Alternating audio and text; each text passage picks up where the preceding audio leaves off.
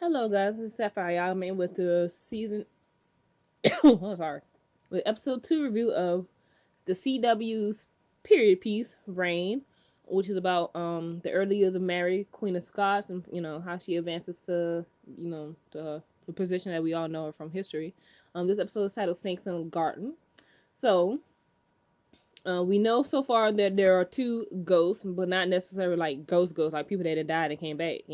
Not that type of ghost, but they say they ghosts. We know there's a mysterious masked woman who's lurking in the walls, and the other one we find out is Colin, who was presumed beheaded from last first episode, the pilot episode. We thought, because after the incident where he tried to rape Queen Mary, if he would have succeeded, she would have no longer been eligible to marry because she would have lost her virtue.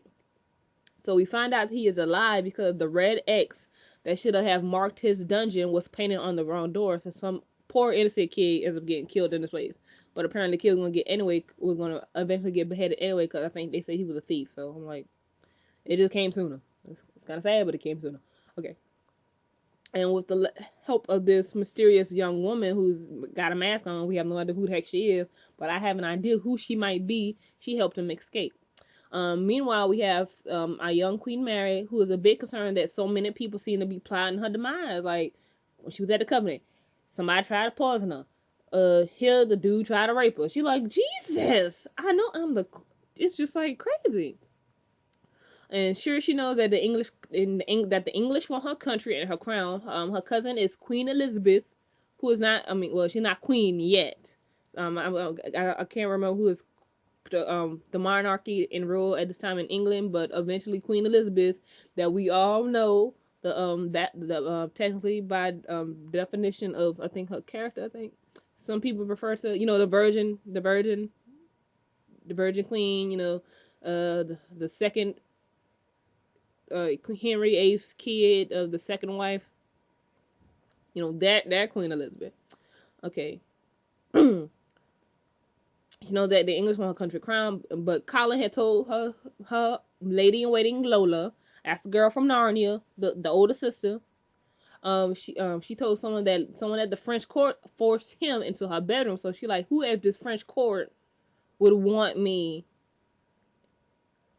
Who want to ruin me? She's like trying to figure this out. It's like, I mean, then you're 15 too, and it's like already so much pressure because you're already supposed to be considered a certain way because you are already the Queen of Scotland. She says her mama's not gonna want her back until she come back married. So I'm like, oh, that's too much freaking pressure. You got the English want you, and now you got somebody at the French court, which is supposed to be help protect you, is after you too. So it's like, who can she trust really? You know what I'm saying? And I guess that, man, it was suck being a royal. Fortunately, there's a party to take our mind off of things, but unfortunately, the party guest list includes the English envoy that ends up getting invited to the party. We see the English envoy when Prince Francis and his younger brother, I cannot remember the little boy name, but he was so cute. He is supposed to go see his intended, what's the proper word? But his betrothed, the girl he's supposed to marry when he gets to his proper age. They're both like 7, 8 years old, right? And he has to go see her. So Mary says, so the Queen Catherine, she's like, why don't you just go out to meet them? Go out to meet them. Then when Queen Mary decides that she wants to go with them, so when they see the girl, she doesn't feel so pretty much to make her more comfortable. Instead of just be surrounded by these princes of France. And have somebody else, she can have somebody, she can relate to, and another female, like Queen Mary, who's pretty much in the same situation she is. She's supposed to marry Prince Francis. The little girl who married the little prince. And so when Queen Mary asks to go, all of a sudden the Queen changes her mind and says that let's have the girl come here instead of going out to meet her. And then the king, he noticing that his wife, Queen Catherine, is a little bit shifty. Like, what is going on? You look a little shifty.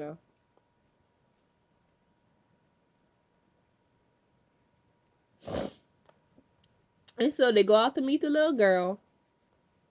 And she is so cute. And they do the little thing like, hello, how you doing? I think she is from Portugal.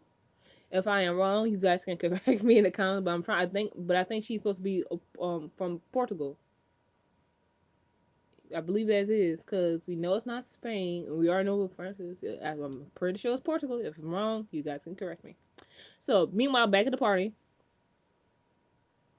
the English envoy Simon, who, besides questioning the strength of her engagement to Francis, because of the fact that he's questioning the strength of their engagement because of the fact that there has not been a date set for the marriage, for the wedding of Prince Francis and Queen Mary Scott, compared to because he brings up the little Francis' youngest brother, young brother, the fact that he and his betrothed already has a date wedding set. I think he's supposed to be married on his 16th birthday, I believe. On her 16th birthday is either his 16th birthday or the girl's 16th birthday.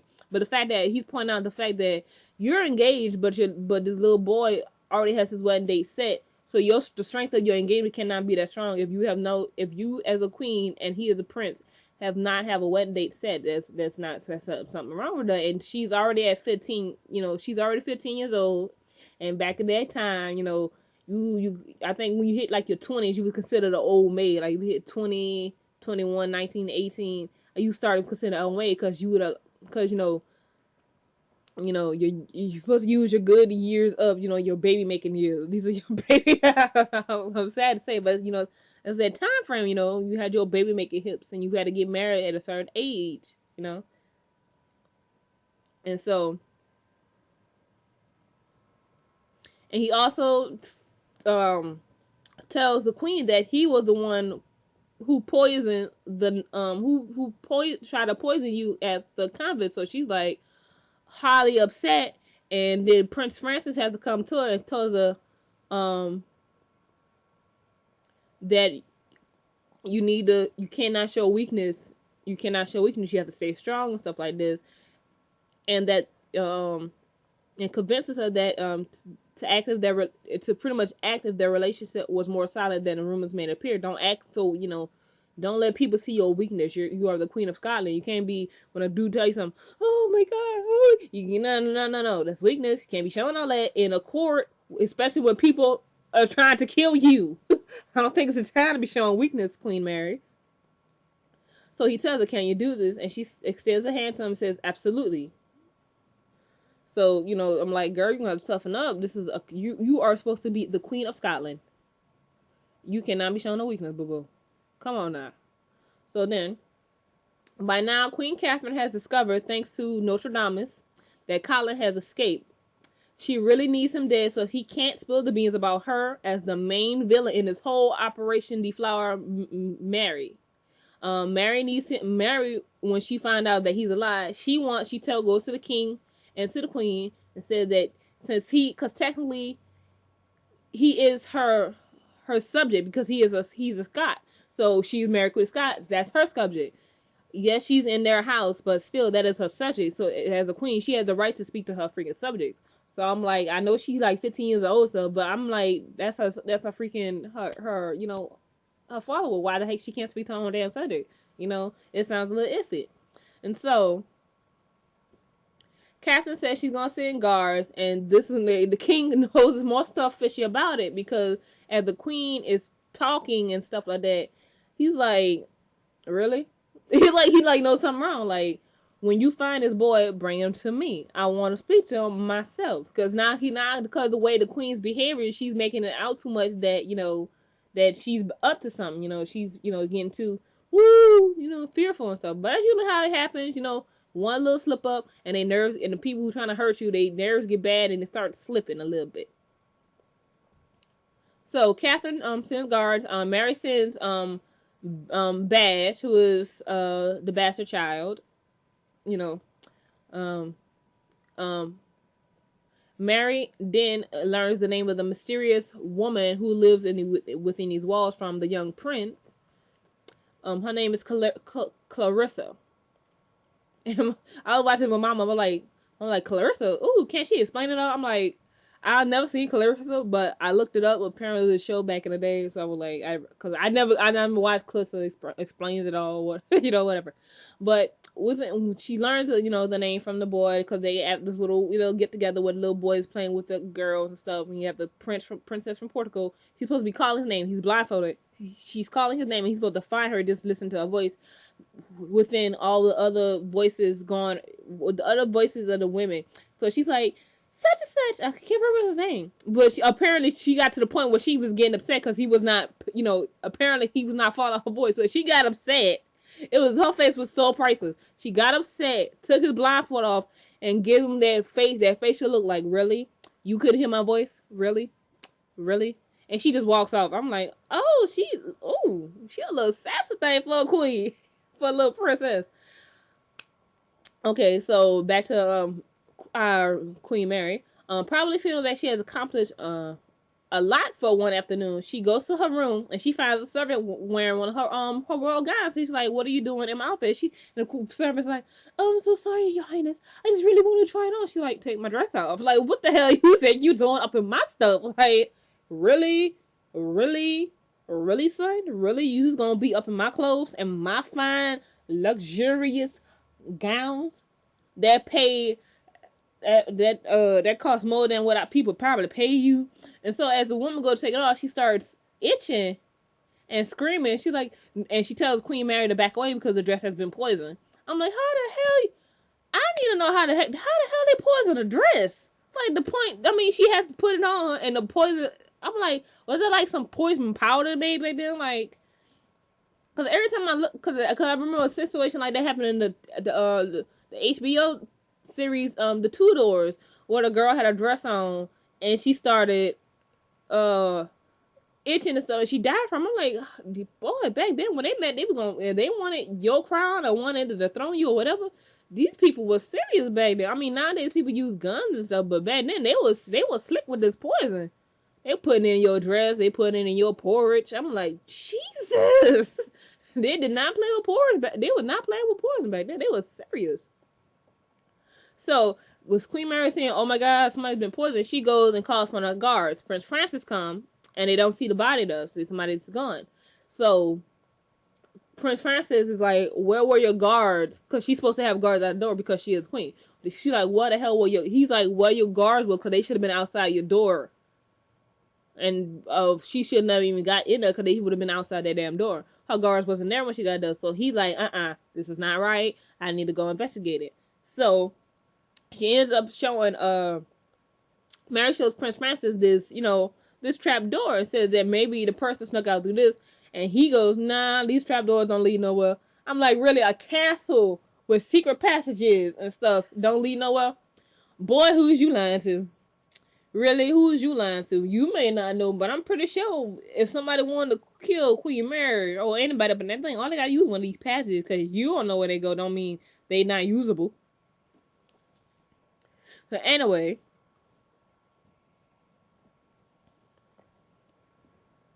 Queen Mary goes into the passageway in search of Clarissa, and asks her some questions like, "Who's trying to kill me?" And if you know who it is, send me back the marbles. So she learns from Clarissa that both the English and Queen Catherine are out to get her. She's like, "What the? I'm not even safe here!" Like, oh my God. Meanwhile, Bash has found Colin dead in the woods. And this time he's dead for real. There's no fake. He was strung up by his feet and bled out, apparently as a sacrifice of the people that live in the woods. Or so that Bash explains to Francis, who is a little freaked out that his brother can speak the language of the druids, of the druids. He's like, because his brother was like, heard something. He was like, like, like ancient Gaelic. That's what I'm gonna go for, ancient Gaelic, because the druids were from Gaul. So Francis is a little bit suspicious about it, bro. Like, how the hell you know that? Well, his mama is the mistress, so maybe she was like maybe she was from Gaul or something and moved to France, so maybe that's why he knows how to speak it, or maybe he learned it from somebody. You don't know. I mean, he's the bastard child. Not like he's gonna be king, so he like whatever. Meanwhile, Mary is feeling a bit worn out, especially when her prince tells her that it's curtains. Tell her that Colin is dead. They found him in the forest, and Mary's is like, you know what? I just need to go home. because she's like, screw the safety and alliances, because I'm not safe here. I'm not safe at the Covenant. Where the hell am I safe there, you know? So Francis, and she tells Francis that she suspects that, not that obviously the English is after him. He knows that, but she tells him that she suspects that your mother is the one trying to deflout. You know, is the one trying to ruin me. So he's like, watch your tongue. But she's like, I can't prove it because her only proof so far, it was found dead in the freaking woods. So Francis then goes to his mother, stands up to her, and gives her a warning about trying to marry. And later that night, the Queen of France, she goes to, go rest and stuff and talks to her guards who pretty much made Colin's death look like they didn't do it, but the Druids did. She goes pull back her covers, and she sees this big red X on it. So I'm like, oh snap, they know you's up, Queen. And it's most likely it probably was Clarissa, because she's using these freaking secret passages that nobody knows what leads to. I'm like, how you build a castle and you don't know what these secret passages lead to? Like, what the? Anyway, and Notre Dame is seen in the dungeons, wiping off the red X's and sort of kind of congratulates her for switching the thing, saying because she's smart and stuff. But I need to know who this girl is, because I'm curious to who she is. Is she like, I'm guessing most likely she'd be like, she's probably like a princess. I'm guessing she's like the daughter of Queen Catherine and the king, but she's probably like deformed or something. I bet you that's what it is. That's why she got a bag over here. She got to have like a deformity.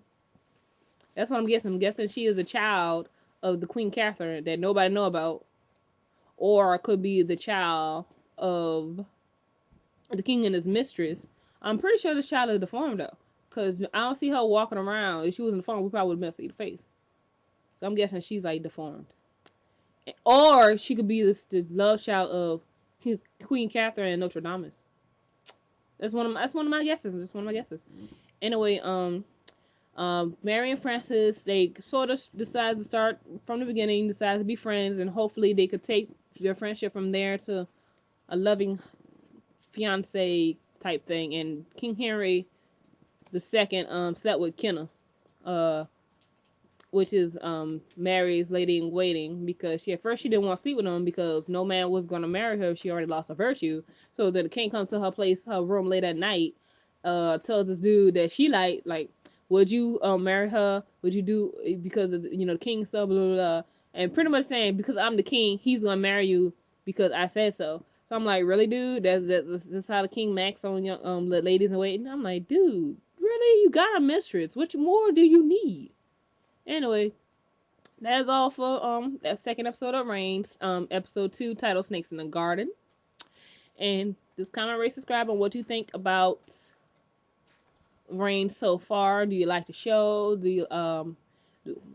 How do you think it will go in terms of, because obviously it's catered to a younger audience, with the music that's playing, because obviously they wasn't playing that kind of music in the time of the Renaissance. And the outfits to me really don't look Renaissance-y. I'm not sure if because they're in England, if they're not in England, because I'm used to seeing the ones always in England, and they're in France. So, but it just looks like they're a little bit too modern for me. So I just want your comments. Just comment, rate, subscribe, and I will see you guys next time.